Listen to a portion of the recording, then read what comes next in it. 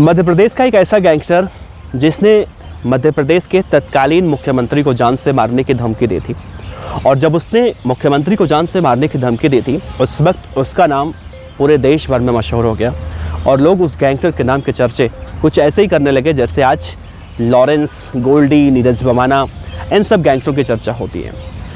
लेकिन वो गैंगस्टर जब मारा गया तो बहुत बुरी मौत मारा गया। जगह राजस्थान के जंगल में तड़प तड़प के मरा। मरते समय उससे एक बूंद पानी भी नसीब नहीं हुआ। लेकिन अपने उस गैंगस्टर बाप को देखते हुए, उसका हश्र देखते हुए उसका बेटा सुधरा नहीं।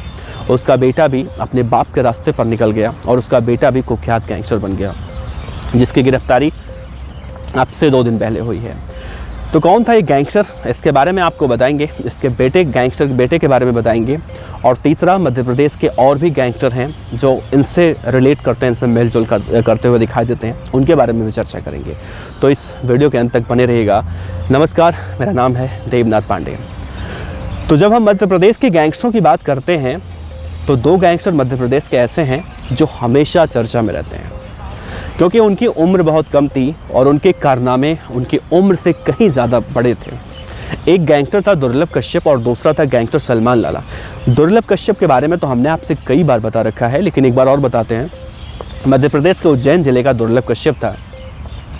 16 साल की उम्र में उसने जराइम की दुनिया में कदम रखा और 20 साल का होते होते उसे इतनी चाकुओं से उसके शरीर पर इतना वार किया गया था कि उसके लाश को भी पहचानना उसके घर वालों के लिए बहुत मुश्किल हो चुका था।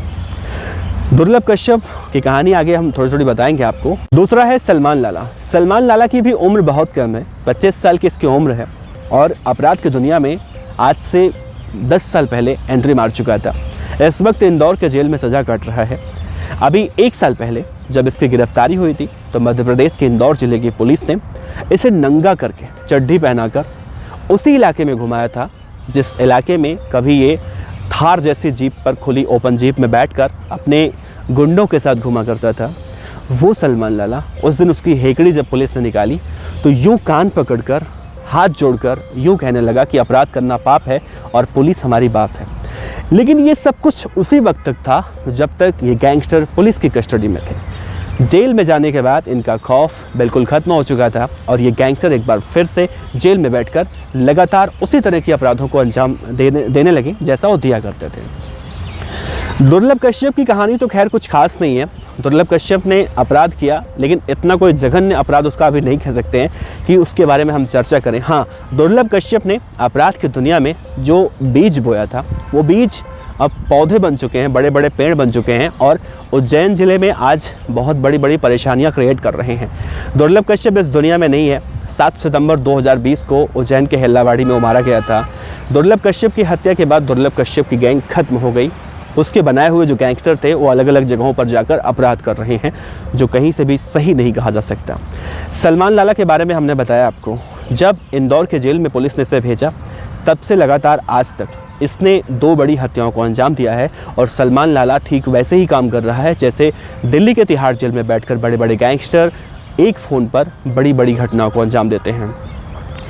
लेकिन मध्य प्रदेश के इस गैंगस्टर का, जिसका नाम मुख्तार मलिक था, इसने मध्य प्रदेश के तत्कालीन मुख्यमंत्री सुंदरलाल को जान से मारने की उस वक्त धमकी दी थी और उस वक्त पूरे देश में अफरा तफरी का माहौल था, क्योंकि मुख्यमंत्री को जान से मारने की धमकी 2 ही बार इस तरह से सामने आई थी। पहला, उत्तर प्रदेश का जो गोरखपुर ज़िला है वहाँ का गैंगस्टर श्री प्रकाश शुक्ला था। उसने तत्कालीन मुख्यमंत्री कल्याण सिंह को जान से मारने की उस वक्त धमकी दी थी। उसके बाद यूपी एसटीएफ का गठन हुआ था और श्री प्रकाश शुक्ला को दिल्ली से करीब 20 से 22 किलोमीटर दूर एक जगह है गाज़ियाबाद, और गाज़ियाबाद में उसे यूपी एसटीएफ ने ठोक दिया था। श्री प्रकाश शुक्ला की कहानी यहाँ पर ख़त्म हुई थी। ठीक वैसी ही कहानी जब मध्य प्रदेश के मुख्यमंत्री को जान से मारने की धमकी देने वाली मिली तो मध्य प्रदेश की राजनीति में भूचाल आ गया और उस गैंगस्टर को तलाशा जाने लगा। लेकिन वो गैंगस्टर पुलिस के हत्थे नहीं चढ़ा। वो गैंगस्टर अपने बदमाश साथियों के साथ राजस्थान की तरफ निकल गया। राजस्थान में एक जगह है झालवाड़ा, झालवाड़ जिसे बोलते हैं, झालवाड़ा भी बोलते हैं। वहाँ पर जंगल बहुत है। उन जंगलों में जाकर वो फरारी काट रहा था और तभी फरारी काटते काटते मछली पकड़ने के विवाद को लेकर किसी और गैंग के साथ उसकी बहस हुई, गैंग वॉर हुआ और सामने वाली गैंग ने मुख्तार मलिक के गैंग पर हमला बोला। 2-3 लोग मारे गए। मुख्तार मलिक अपने एक साथी के साथ बच गया था और वहाँ से फ़रार होने में कामयाब हुआ। और मुख्तार मलिक इस दौरान झालावाड़ के जंगलों में दर दर की ठोकरें खा रहा था, पीने को पानी नहीं था, हालत बहुत ज़्यादा ख़राब हो चुकी थी। लेकिन मुख्तार मलिक के साथ उस वक्त एक और हादसा हुआ जब उसका दोस्त गैंगस्टर साथी उसे छोड़कर भाग गया और सीधा वो मध्य प्रदेश पहुंच गया। मुख्तार मलिक के घर पर उसकी पत्नी से कहता है कि मुख्तार मलिक इस वक्त राजस्थान के झालावाड़ के जंगलों में एक दरगाह है, उस दरगाह के अंदर है, उसकी हालत बहुत ज़्यादा ख़राब हो चुकी है और उसे इलाज की ज़रूरत है। हालांकि ऐसा कुछ नहीं था, वो दरगाह में नहीं था, वो जंगलों में था, जंगलों में उसकी हालत ख़राब हो चुकी थी। ये सुनकर मुख्तार मलिक की पत्नी हिबा मलिक अपने पति के लिए झालावाड़ के जंगलों में आती है।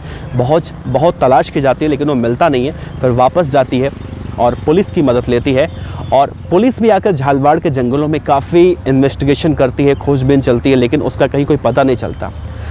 तभी पास के गांव वालों ने पुलिस को सूचना दी कि यहाँ पर एक व्यक्ति पड़ा है और लगातार वो तड़प रहा है। पुलिस की टीम पहुँचती देखती है, वो गैंगस्टर मुख्तार मलिक था।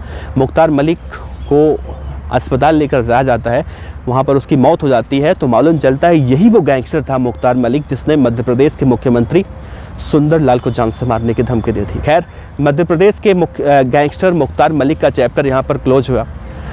उसी मुख्तार मलिक का एक बेटा है जिसका नाम है यासीन मलिक। यासीन मलिक की अब से 1 साल पहले जेल से रिहाई जब इसकी हुई थी तो जेल से लेकर अपने घर तक इसने बहुत ही अपने गैंगस्टर साथियों के साथ आतिशबाजी की थी और उस वक्त भी इसके खिलाफ केस दर्ज हुआ था और पुलिस ने कई गैंगस्टर के खिलाफ इसके कार्रवाई की थी और वापस से जेल भेज दिए गए थे। लेकिन यासीन मलिक का एक कांड सामने आया।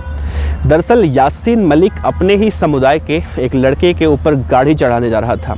हुआ ये था कि यासीन मलिक जब गाड़ी से जा रहा था तो उस वक्त सामने वाले लड़के ने विरोध किया कि गाड़ी क्या आप ऊपर चढ़ा देंगे, जिसके बाद यासीन मलिक इतना ज़्यादा बिखर गया कि उसकी बातों को कोई काट रहा है उसे बर्दाश्त नहीं हुआ और उसने उसे नहीं मारा, उसके घर में घुसकर उसके बाप को मार दिया, उसके पिता को मार दिया। ये बात उस लड़के को हजम नहीं हुई और वो भी पुलिस थाने में गया।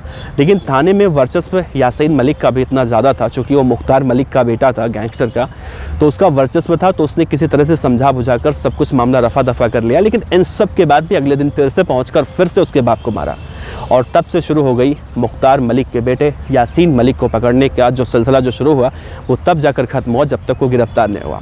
अब उसकी गिरफ्तारी में एक सस्पेंस हुआ।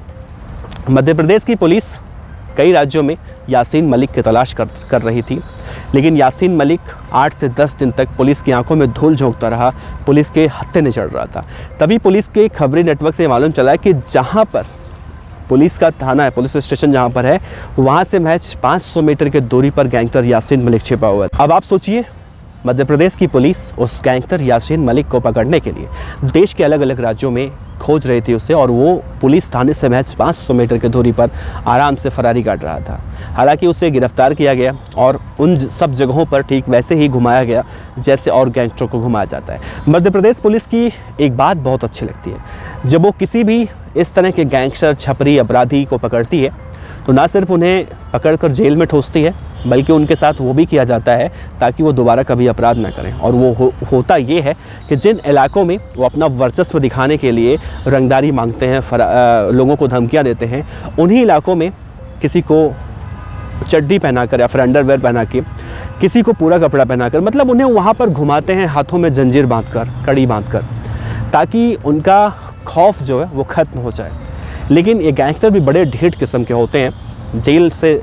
जेल में जाने के बाद या फिर जेल से आने के बाद वापस से वही सब कुछ करने लगते हैं। तो आज के इस वीडियो में हम बता रहे थे मुख्तार मलिक, यासीन मलिक, दुर्लभ कश्यप और सलमान लाला, यानी मध्य प्रदेश के कुल 4 गैंगस्टरों के बारे में बता रहे थे।